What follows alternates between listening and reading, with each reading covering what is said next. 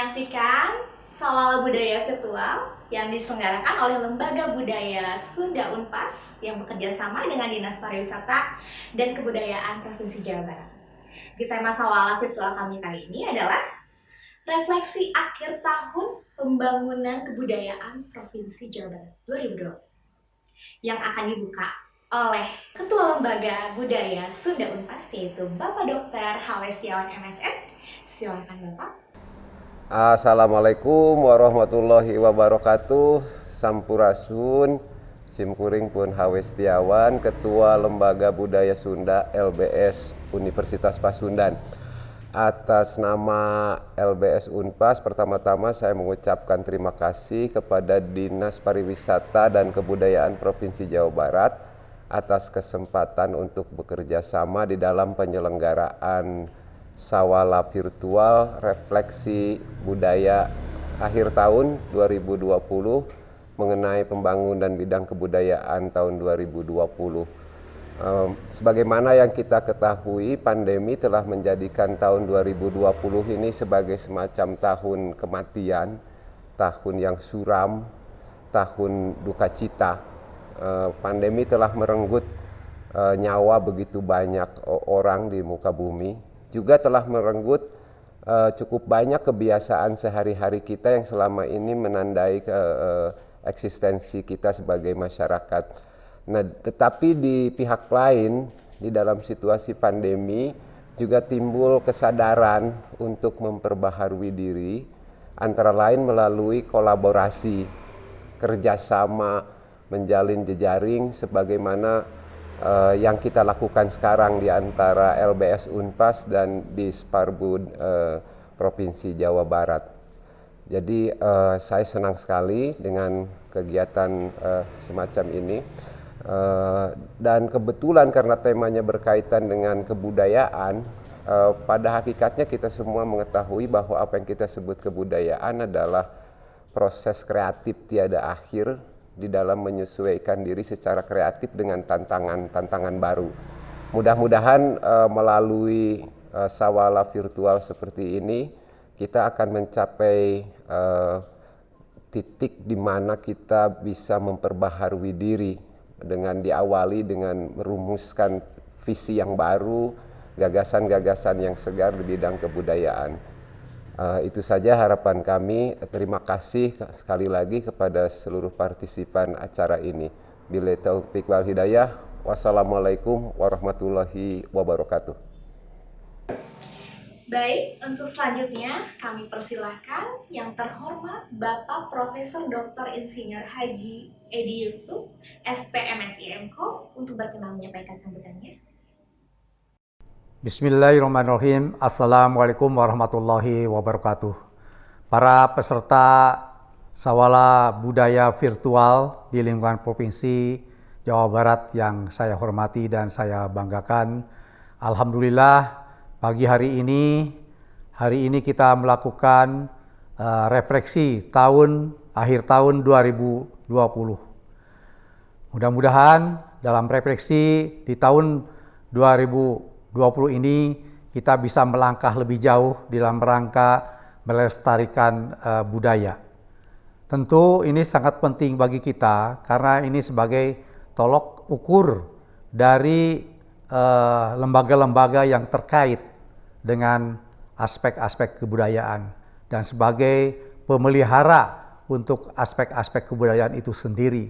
Karena bagaimanapun juga kita sekarang di masa pandemik ini adalah harus tetap survive dan kita harus tetap mempertahankan silaturahim. Salah satunya adalah bagaimana kita sekarang menembus kebekuan yang orang mengatakan hari ini kita berada di dalam suasana disconnecting people atau disconnecting society. Dengan pendekatan-pendekatan budaya, maka tali silaturahim dan pendekatan agama kita akan terus budaya kita pelihara. Terima kasih kepada Disparbud Jawa Barat yang telah mempercayai Lembaga Budaya Unpas untuk bekerja sama di dalam penyelenggaraan Sawala Budaya Virtual hari ini. Terima kasih kepada semua peserta yang telah hadir. Mudah-mudahan memberikan kontribusi mendapatkan masukan-masukan untuk pengembangan budaya di Jawa Barat sesuai dengan rencana induk budaya yang telah ditentukan. Terima kasih. Assalamualaikum warahmatullahi wabarakatuh. Baik, pemirsa yang terhormat, telah sampailah kita di acara inti dari Sawala Budaya Virtual kali ini yang dalam berbentuk talk show. Dan kami akan mengundang yang terhormat Bapak Dr. Yayat Hendayana, SSM Hum, selaku moderator dari acara talk show tersebut. Assalamualaikum warahmatullahi wabarakatuh. Sampailah kita kepada acara Sawala Budaya Virtual yang akan menampilkan topik refleksi akhir tahun pembangunan kebudayaan Jawa Barat tahun 2020. Untuk topik tersebut sengaja kami mengundang 2 orang pakar sebagai narasumber. Yang pertama adalah Dr. Lutfi Yondri. Beliau adalah peneliti utama di Balai Arkeologi Jawa Barat. Berikutnya adalah Ibu Dr. Randa Febiani, MPD. Beliau adalah Kepala Bidang Kebudayaan pada Dinas Pariwisata dan Kebudayaan Jawa Barat. Acara ini bisa terselenggara atas kerjasama antara Lembaga Budaya Sunda Unpas dengan Dinas Pariwisata dan Kebudayaan Jawa Barat. Namun sebelum kita mulai acara bincang-bincang evaluasi terhadap pembangunan kebudayaan tahun 2020, terlebih dahulu akan kita ikuti pagelaran kesenian dalam bentuk penampilan biola tunggal. Ini oleh seorang siswa kelas 11 dari Sekolah Menengah Atas Negeri 8 Kota Bandung.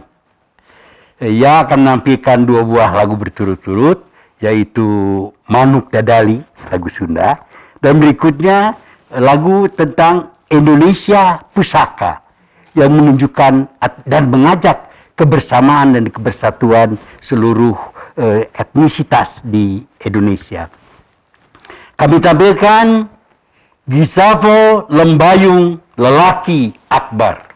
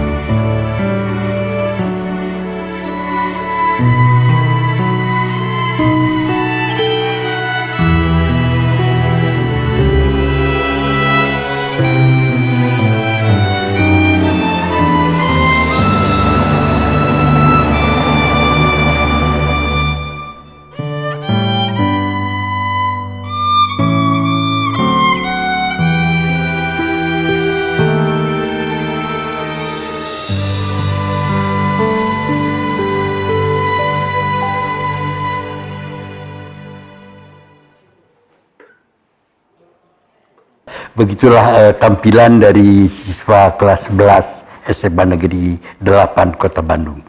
Ibu Febi dan Pak Lutfi yang saya hormati, barangkali bisa kita mulai perbincangan kita tentang refleksi akhir tahun pembangunan kebudayaan Jawa Barat tahun 2020.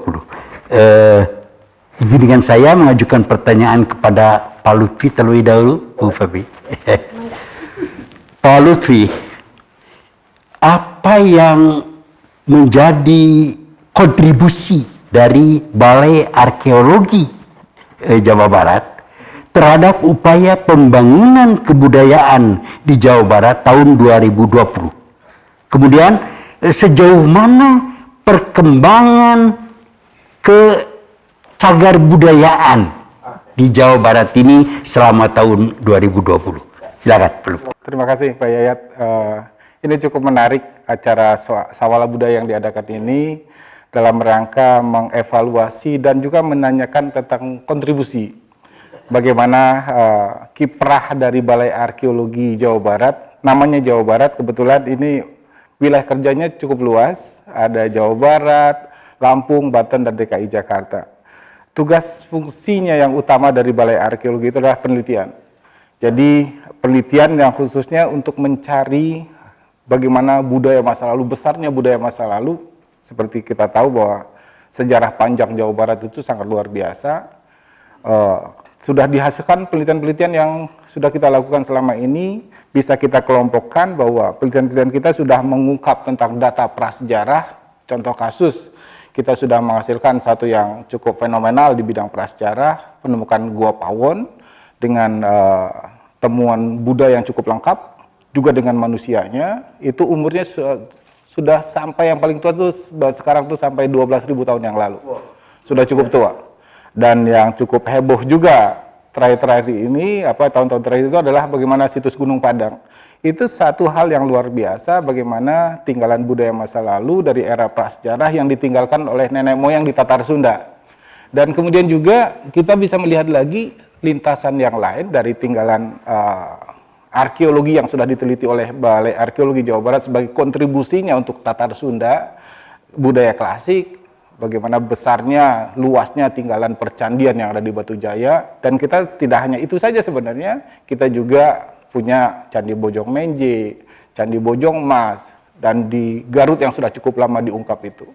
Dan kemudian kita punya tinggalan arkeologi Islam yang sudah banyak juga diungkap oleh teman-teman peneliti di Balai Arkeologi Bandung, termasuk tinggalan kolonial yang menjadi ciri khas, yang menjadi memory of the world juga, bagaimana sejarah besar dunia ada di kota Bandung, dan kemudian tinggalan-tinggalan pasca kemerdekaan. Dan itu semua bisa dijadikan sebagai bagian dari pembangunan kebudayaan. Salah satu contoh bisa kita katakan, orang dari Jawa Tengah mengatakan kami punya Candi Borobudur yang cukup tua. Kita di Jawa Barat bisa mengatakan lagi, dari hasil penelitian kita bisa mengungkapkan kami di Jawa Barat punya yang lebih tua lagi. Kita punya Pecandian Batu Jaya gitu.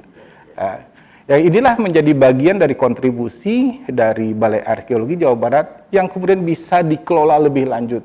Pelestarian tanpa pembinaan mungkin tidak akan lengkap. Nah, disinilah kecagar budaya itu bermain, yang akan dikerjakan dan dikelola kita di Provinsi Jawa Barat, seperti yang sudah diusahakan oleh bidang kebudayaan. Kita sekarang sudah punya tim ahli cagar budaya Provinsi Jawa Barat.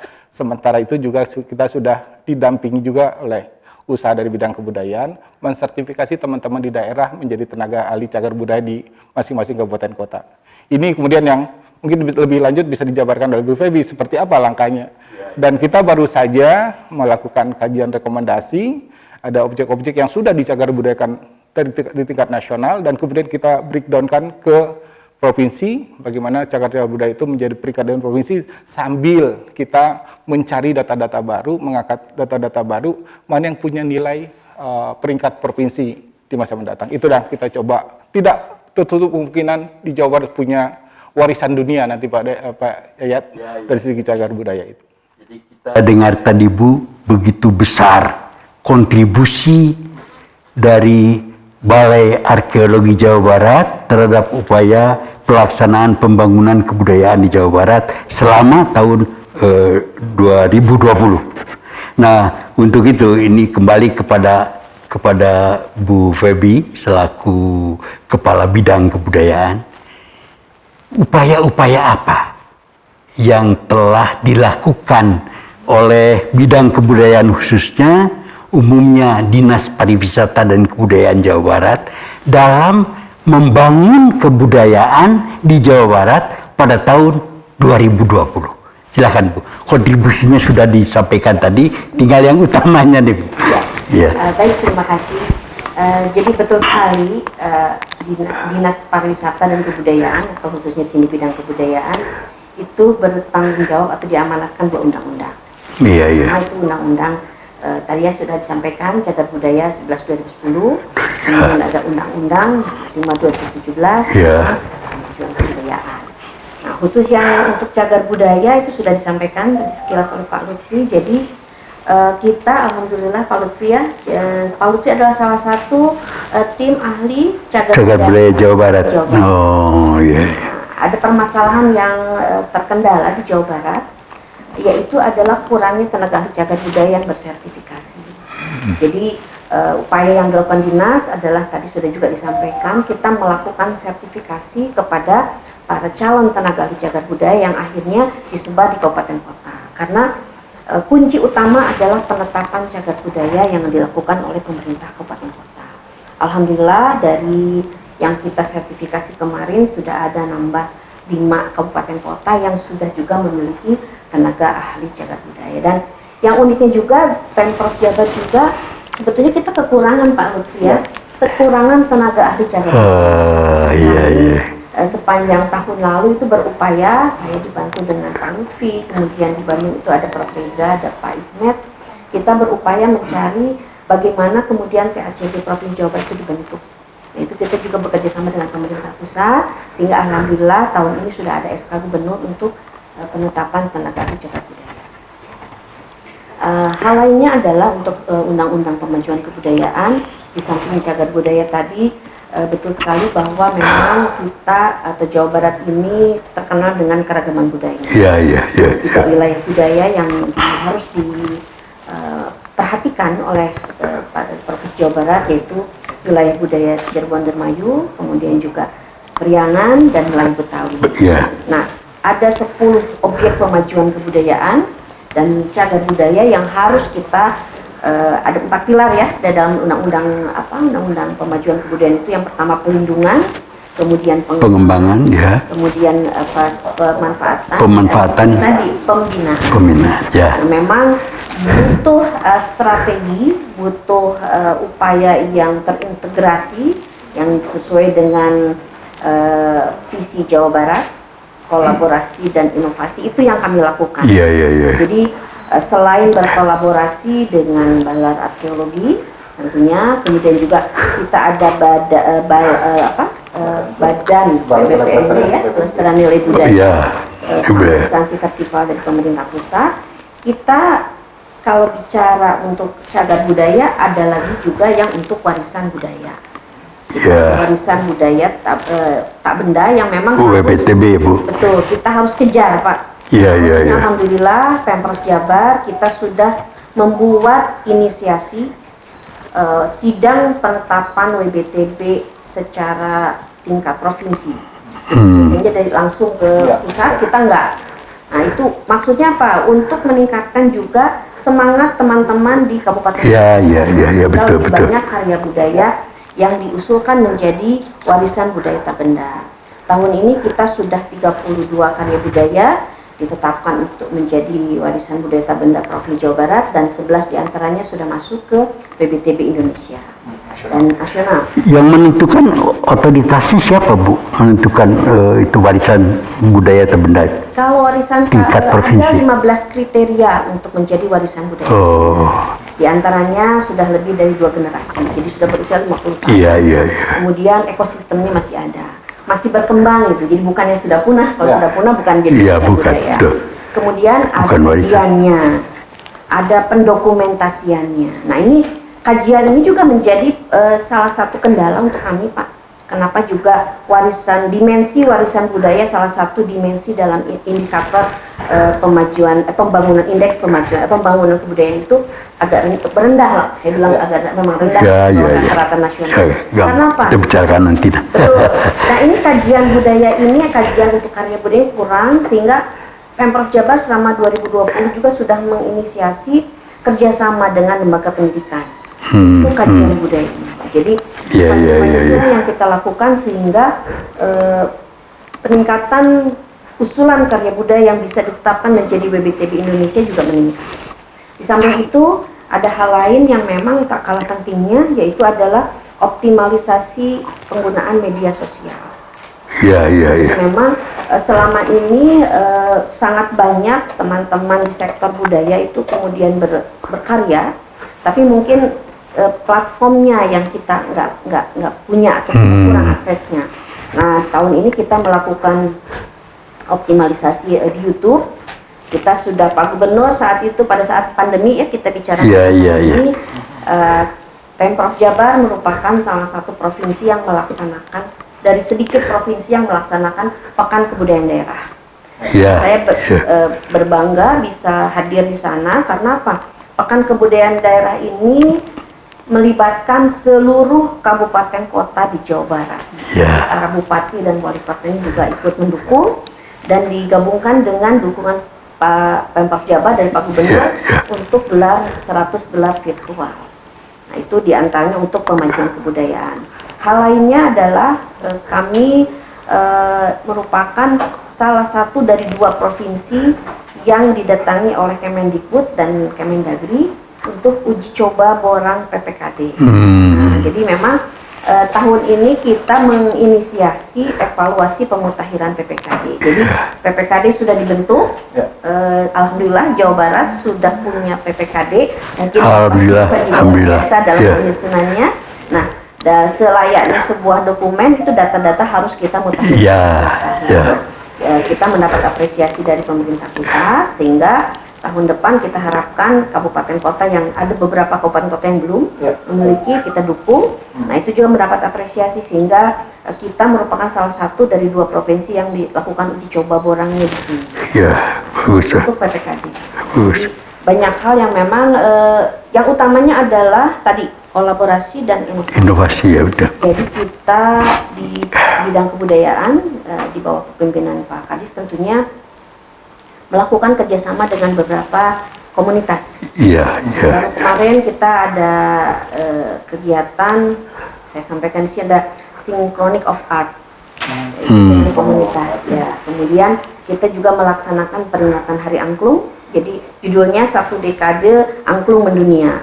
Itu kolaborasi kita dengan ISBI, dengan Kabumi, dengan Saung Ujo, beberapa komunitas angklung. Dan hal yang pentingnya juga kita juga melakukan kerjasama dengan Yayasan Haiku. Nanti ada tayang. Jadi kita akan mencari beberapa platform bagaimana melakukan gerakan nilai budaya, tapi sifatnya tidak yang mainstream. Jadi kita cari berbagai inovasi sehingga masyarakat akan diajak melakukan sesuatu, ciri budaya, perilaku budaya, dan nilai budaya ini secara tidak langsung, melalui event-event itu. Dan yang terutama adalah yang kami lakukan kemarin adalah kita menginisiasi deklarasi peringatan Hari Penca. Setelah diakui UNESCO ya. Dan alhamdulillah Pak Gubernur tanggal 12 Desember kemarin mendeklarasikan bahwa tanggal 12 Desember adalah Hari Pencaksilat Jawa Barat yang diharapkan dapat akui juga atau diteruskan menjadi Hari Pencaksilat. Saya tertarik pada apa yang disampaikan Ibu tadi tentang sertifikasi tenaga-tenaga arkeolog dan cagar budaya. Tadi dikemukakan bahwa terjadi kekurangan tenaga. Nah, ingin saya tanyakan kepada Pak Lutfi, upaya apa yang dilakukan oleh Balar Jabar dalam memenuhi kebutuhan itu, kebutuhan tenaga arkeologi dan cagar budaya? Baik Pak Yat. Jadi di Balai Arkeologi ada beberapa arkeolog, tidak banyak juga kita punya arkeolog, dan itu yang kemudian kita dorong mereka untuk ikut berkontribusi untuk mengisi tenaga-tenaga ahli cagar budaya, khususnya di bidang arkeologi. Sebenarnya tenaga ahli cagar budaya itu tidak hanya arkeolog di dalamnya, kita butuh arsitek, sejarah, antropolog, ahli hukum, filolog juga kita butuhkan. Paling tidak untuk tingkat kabupaten kota itu jumlahnya 5-7. Dan kemudian itulah yang sudah kita lakukan bersama Disparbud. Kita mencoba dulu menseleksi, kemudian kita dorong, kita beri pengetahuan, kemudian mereka ikut sertifikasi. Alhamdulillah tahap pertama kalau nggak salah hampir 60 orang jumlah yang sudah. Tapi belum semua kabupaten kota itu terisi.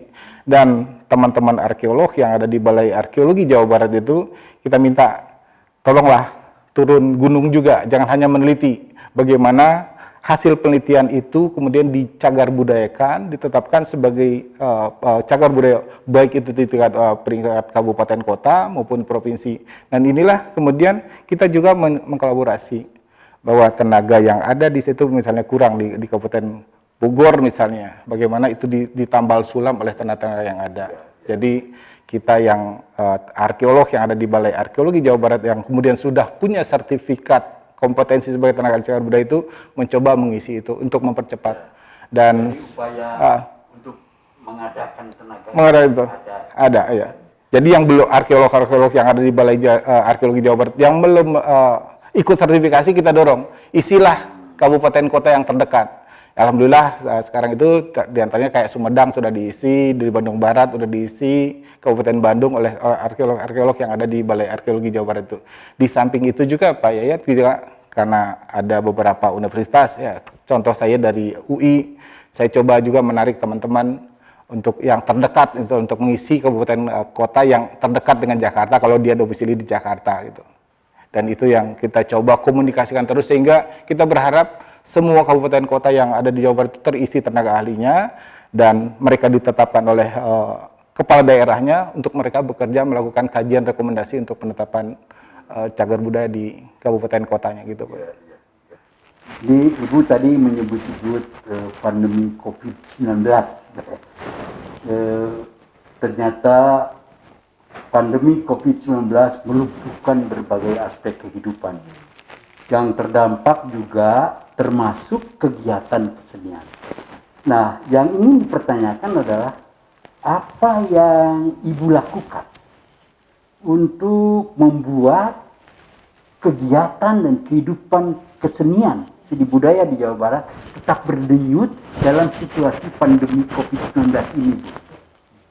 Ya, jadi sebetulnya untuk kegiatan berkarya itu pemerintah hanya bersifat fasilitator. Jadi karya-karya ini timbul dari para pegiat seni budaya, para komunitas yang ada di seluruh Jawa Barat. Sehingga kami mencoba hadir yang tentunya diawali dengan kebijakan juga dari Pak Gubernur untuk memberikan dukungan program. Ada 100 gelar virtual di seluruh Jawa Barat yang kemudian diangkat dan itu juga kita bisa saksikan di YouTube-nya Disparbud Jabar dan Budaya Jabar. Itu merupakan kepedulian dari Pemprov Jabar kepada para pegiat budaya yang terdampak. Namun demikian tadi disampaikan juga bahwa tidak mungkin juga pemerintah memfasilitasi semua. Di Jawa Barat ini kan terkenal begitu banyak orang-orang atau seniman atau budayawan yang kreatif tentunya. Nah itu tadi kolaborasi itu yang kemudian saya buat menjadi sebuah platform dalam menggerakkan kegiatan di berbagai komunitas. Dalam kesempatan juga saya tentunya ingin mengajak kepada para pegiat budaya untuk pandemi ini sebetulnya di satu sisi memang memberikan dampak yang negatif, sangat negatif, tapi di sisi lain ada hikmah yang dapat kita ambil. Peluang yang besar. Peluang berubahnya mindset atau paradigma berpikir bahwa seni pertunjukan itu kemudian juga selalu harus dihadiri orang banyak. Itu kemudian kita merubah menjadi virtual, padahal sebetulnya melalui program yang ditayangkan secara media sosial itu sebetulnya jangkauan pemirsanya lebih banyak, lebih luas lagi. Lebih luas dan tentu tidak dengan memperhatikan juga kesehatan dan keselamatan. Ini akan menjadi tantangan baru bagaimana para pegiat budaya ini kemudian diajak atau dituntut untuk menyajikan berbagai macam tayangan yang kreatif. Nah itu mungkin kuncinya ya. Nah, sehingga ada hal yang mulai tumbuh sekarang.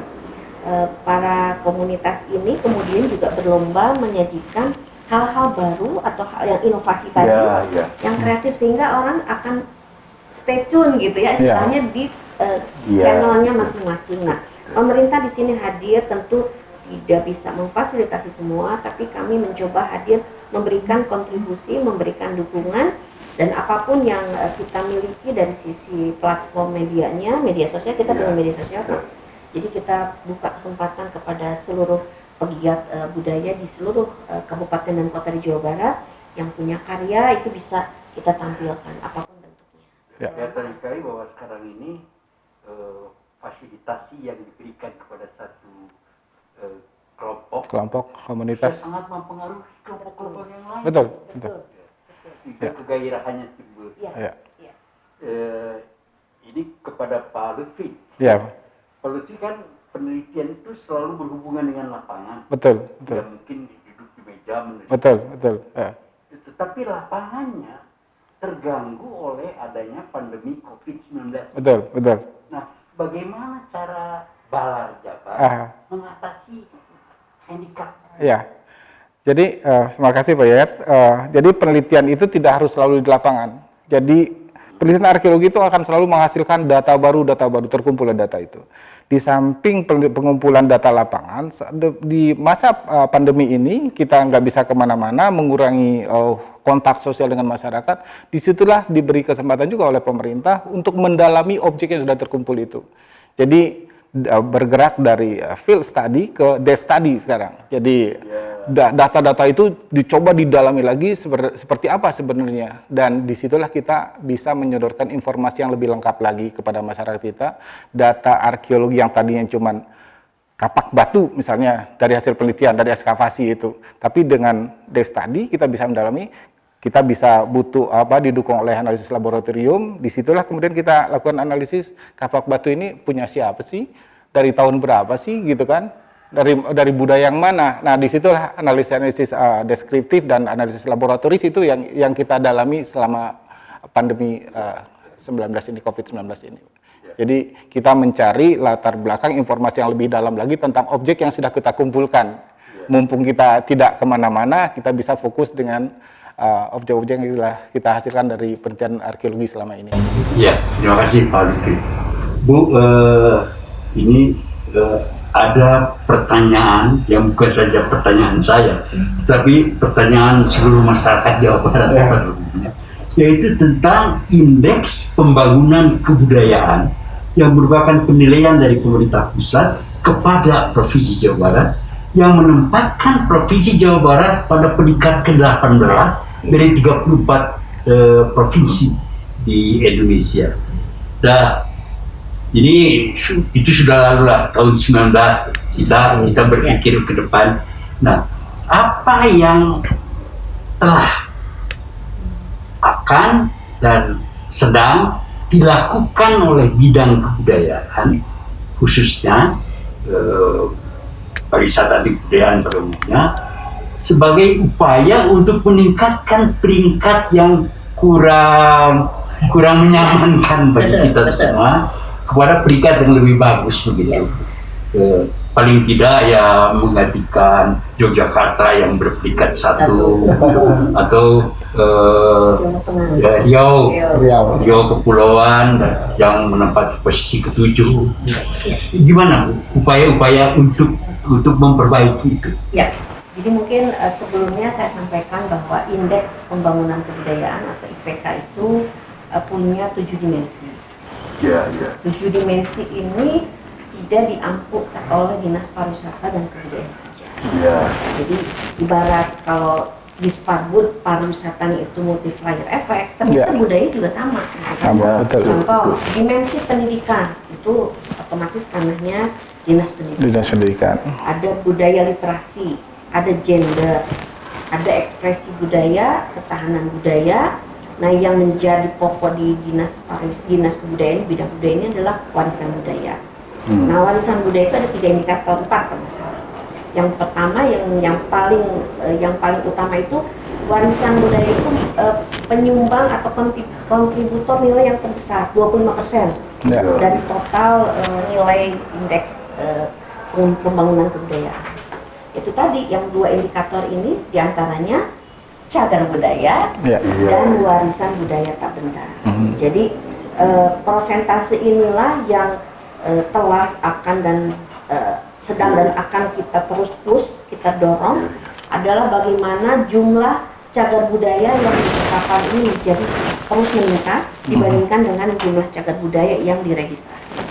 Kemudian warisan budaya tak benda tadi, bagaimana warisan budaya tak benda atau karya budaya Jawa Barat ini meningkat jumlahnya yang di WBTB-kan secara Indonesia dan yang naik ke peringkat UNESCO tentunya. Nah, 2 inilah yang kemudian menjadi masuk ke dalam RPJMD, menjadi ikunya kepala daerah dan ikunya kepala dinas serta iku dari jajarannya. Sehingga ini yang harus kita, makanya ini membutuhkan dukungan semua pihak. Tidak bisa Dinas Pariwisata Kebudayaan Provinsi Jawa Barat bekerja sendiri. Saya butuh Balai Arkeologi dengan TACB-nya, butuh BPNB dengan para penelitinya. Kami juga didampingi oleh tim ahli banyak mendampingi saya di sini. Ada Pak Buki, ya, ada Bu Laina, ada Pak Dinda, ada Bu Marintan, Pak Haat, Pak Jaini. Itu juga kita butuh kolaborasi dengan semua. Nah, antaranya juga ada lagi yang tak kalah penting adalah yang akan dan sedang kita upayakan adalah ini mensinergikan usulan saya waktu itu ke pemerintah pusat, ayo hadirkan Bapeda. Nah, alhamdulillah rapor kemarin ada rapor IPK, kita baru sudah menyelesaikan rapor IPK. Jadi IPK itu penghitungannya dengan BPS pusat. Bapeda sudah hadir. Bapeda inilah yang akan nanti mensinergikan OPD-OPD pengampu dari 7 dimensi ini untuk sama-sama mencapai target yang sudah ditetapkan. Jadi mudah-mudahan tahun depan kita sudah ada target untuk 2024 Pak ya, kita sudah punya target. Memang masih ada yang kosong-kosong karena belum selesai penghitungannya, tapi minimal sudah ada koordinasi. Dan rencana minggu awal tahun ini dengan diundang oleh Bapeda, OPD-OPD pengampu dari IPK ini akan terkumpul. Tapi tentu yang utama adalah yang menjadi tupoksi dari Dinas Pariwisata dan Kebudayaan. Itu yang akan kita dorong tentu dengan dukungan dari semua stakeholder dan pemerintah kabupaten dan kota di seluruh Jawa Barat. Ini kelihatan sekali Pak Lutfi bahwa salah satu faktor pendukung bagi peningkatan itu adalah kecagar budayaan. Handicap apa yang dihadapi oleh Balar Jabar dalam upaya memperluas keberadaan cagar budaya itu? Ya, tentunya dengan pengembangan penelitian ya. Jadi penelitian itu harus berjalan terus, baik itu dalam penggalian situs-situs yang sudah dikerjakan sehingga nilainya lebih bertambah lagi. Contoh kasus misalnya Gua Pawon itu. Gua Pawon itu dari kacamata arkeologi itu tidak hanya berhenti di lapisan budaya 12.000. Kalau kita kaitkan dengan perkembangan migrasi budaya, harusnya kita di Jawa Barat punya lapisan budaya 35.000. Nah, Gua Pawon itu masih memungkinkan. Dan juga bagaimana penelitian-penelitian yang lain di periodisasi yang lain itu terus dikembangkan. Secara di arkeologi itu tidak hanya prasejarah, ada klasik, ada Hindu, ada Islam kolonial dan juga pasca kemerdekaan. Itulah yang kemudian yang menjadi handicap buat kita untuk kita kerjakan ke depan lebih maksimal lagi sehingga kita bisa menyodorkan potensi-potensi kearkeologian yang bisa dicagar budayakan oleh kabupaten kota, di kabupaten kota, dan di balik mereka itu sebenarnya ada yang punya nilai provinsi dan nasional bahkan dunia nantinya. Dan itulah support kita bagaimana IPK itu bisa dikembangkan lagi dan tidak kalah pentingnya strategi-strategi itu harus kita buat. Bagaimana kita menghimpun semaksimal mungkin dalam waktu yang cepat karena misi gubernur kita adalah Jabar juara di bidang kebudayaan lahir dan batin. Itu akan menjadi peluang buat kita untuk kita kontribusikan untuk Jawa Barat. Jadi Bu, tadi ini dalam upaya mencapai perwujudan secara cepat Jabar juara. Salah satu kata kunci atau dua kata kunci dalam upaya mengejar akselerasi perwujudan debat juara adalah kolaborasi dan inovasi seperti yang Ibu kemukakan tadi. Kalau perkara inovasi, saya yakin betul lah bidang kebudayaan sudah melakukan banyak inovasi, Dinas Pariwisata dan Kebudayaan juga sudah melakukan banyak inovasi. Yang ingin saya pertanyakan tentang kolaborasi antara Dinas Pariwisata dan Kebudayaan Jawa Barat dengan dinas-dinas lain secara horizontal dan dengan pemangku-pemangku kebudayaan pada tingkat vertikal. Bagaimana itu mengejawantahkannya dalam kegiatan sehari-hari? Baik, jadi betul sekali yang tadi disampaikan adalah bahwa intinya adalah kolaborasi. Kolaborasi ini erat kaitannya dengan koordinasi. Satu kata yang mudah diucapkan tapi membutuhkan effort atau upaya yang lebih untuk, karena kita koordinasi itu tidak bisa kita laksanakan begitu saja, tapi harus kita upayakan. Nah, butuh waktu memang untuk terus menjalin kemitraan ini. Contoh misalnya untuk peringatan silat kemarin, itu kan yang terlibat tidak hanya Dinas Pariwisata dan Kebudayaan dari sisi tradisi, tapi Dinas Pemuda dan Olahraga ya, yang mengampu juga olahraga tradisional, dan Dinas Pendidikan. Sehingga bagaimana kemudian nilai budaya ini bisa diinternalisasi kepada anak-anak sekolah, itu kan kita butuh Dinas Pendidikan. Bagaimana kemudian penggalian nilai-nilai kearifan budaya lokal ini kemudian ditanamkan kepada anak-anak sekolah, itu tentu harus bekerja sama dengan Dinas Pendidikan. Bagaimana kemudian ini bisa di generasi muda dengan Dinas Pemuda Olahraga. Bagaimana kemudian nilai budaya ini berlaku kepada fungsi peranan ibu misalnya. Karena saya perempuan. Dalam rangka Hari Ibu ya. Menanamkan nilai kepada anak-anaknya, saya butuh Dinas Pemberdayaan Semangat gendernya tinggi. Karena betul Pak, guru pertama itu kan di keluarga keluarga inti.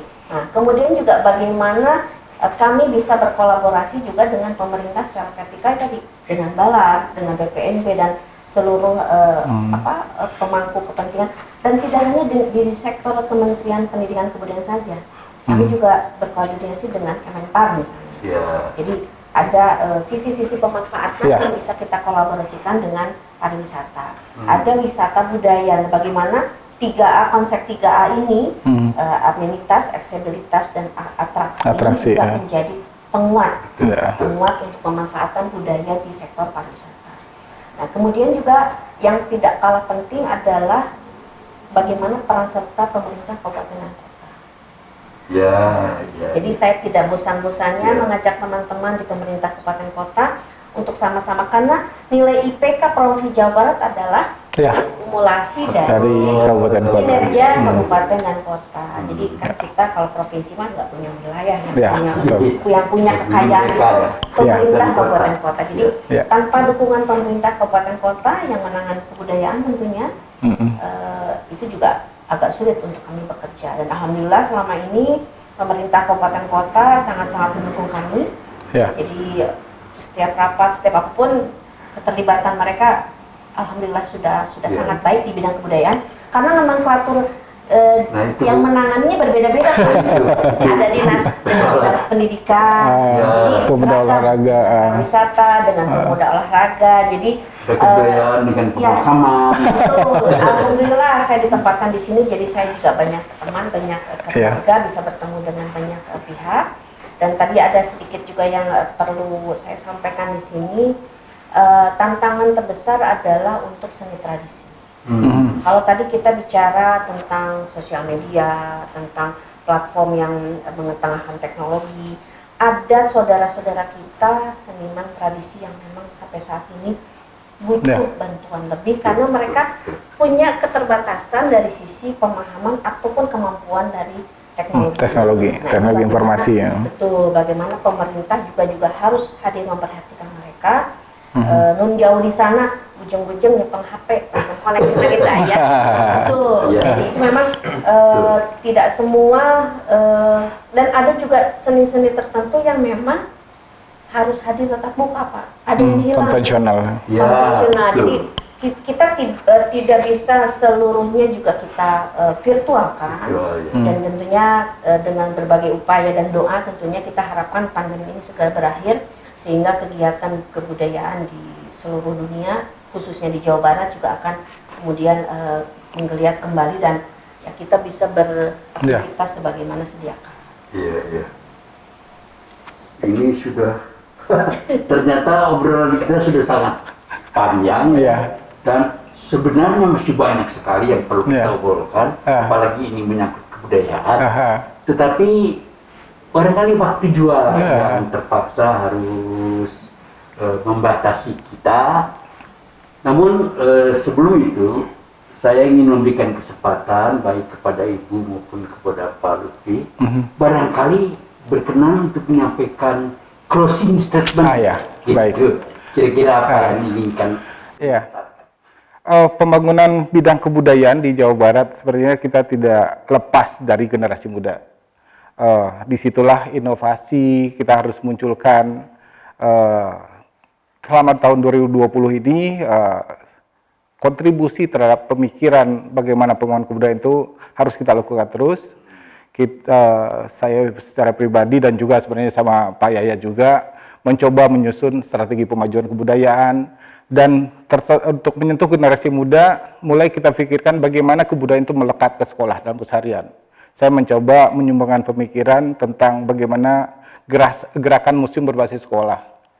Baik di tingkat SLTP yang saya singkat dengan Gemas Jawa Barat, ini satu inovasi baru yang muncul di Jawa Barat untuk Indonesia suatu saat. Dan orang bisa datang ke Jawa Barat, seandainya Gemas ini muncul, akan muncul 1000 lebih museum di Jawa Barat. Inilah sebagai bagian dari bagaimana kita menyentuh generasi muda, bagaimana mengkolaborasikan kegiatan kebudayaan dengan generasi yang akan tumbuh ke depan. Orang akan bermemori ke Jawa Barat, orang akan melihat ke Jawa Barat, dan orang akan belajar ke Jawa Barat, dan akan tumbuh lebih besar di Jawa Barat. Disinilah kegiatan kebudayaan yang kita harapkan ke depan. Kita awali tahun 2020, kita akhiri tahun 2020, dan kemudian kita bangkit dan tumbuh berkembang kebudayaan di tahun 2021 yang akan datang. Semoga Jawa Barat tenaga peneliti juga bisa teratasi. Jadi dengan Gemas itu kegiatan-kegiatan penelitian sudah melekat dengan generasi muda Jawa Barat. Dia sudah arif dengan budayanya, apa budayanya, bagaimana budayanya, kita sudah tanamkan lebih dini. Itu harapan dari Gemas itu. Ya, sepanjang tahun 2020 ini diawali dari akhir 2019, Dinas Pariwisata dan Kebudayaan Jawa Barat, khususnya di bidang kebudayaan, telah banyak melakukan upaya-upaya pengembangan kebudayaan yang tentunya tidak bisa dilakukan oleh kami sendiri. Butuh dukungan dari semua pihak, dari pemerintah kabupaten kota, dari lembaga pendidikan, akademisi, media, juga dari industri atau pihak swasta.